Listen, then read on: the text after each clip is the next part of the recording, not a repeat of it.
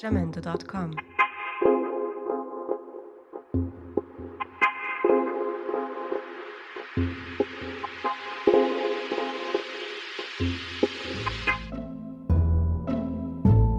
La jeunesse d'esprit, si on ne l'a pas, si on l'a perdue, c'est un peu tragique, quoi. Il y a des réunions où c'est un peu fade, où c'est un peu morne, où c'est un peu banal, où on se sent mal.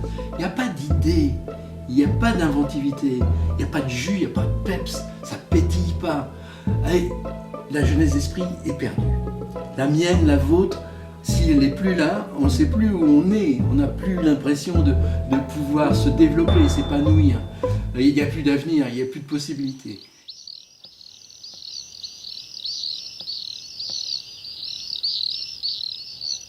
Vous et moi, comme nous tous, comme toutes les créatures vivantes, nous sommes ici grandeur nature. Et la nature ne cesse de faire preuve de jeunesse d'esprit. Les scientifiques ont fait une découverte, mais qui change presque toute la façon de vivre son humanité. À l'intérieur du cerveau, exactement au milieu, si vous allez visiter un peu, il y a un petit animal qui s'appelle l'hippocampe. Un petit cheval poisson, ça veut dire. Et c'est lui qui met en mémoire.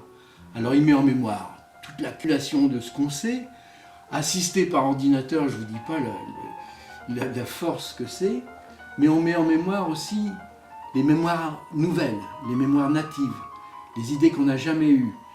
Et au milieu de ces 1000 milliards de neurones, il y a tous les jours 700 neurones souches. C'est comme une petite source de rien du tout. Ces 700 neurones souches vont rencontrer des énigmes, des questions, des interrogations et vont se traduire en bébé-idées. C'est la dynamique déclic.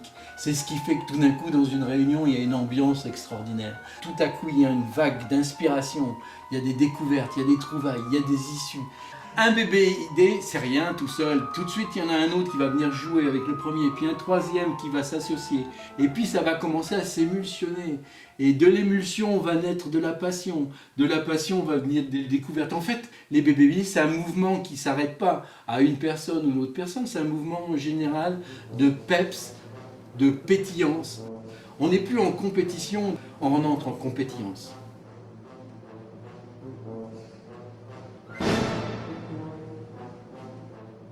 Il y a un outil de première nécessité pour enclencher le génie mutuel, c'est de franchir le mur du sens en soutenant le talent des autres, ce qui stimule les bébés-idées.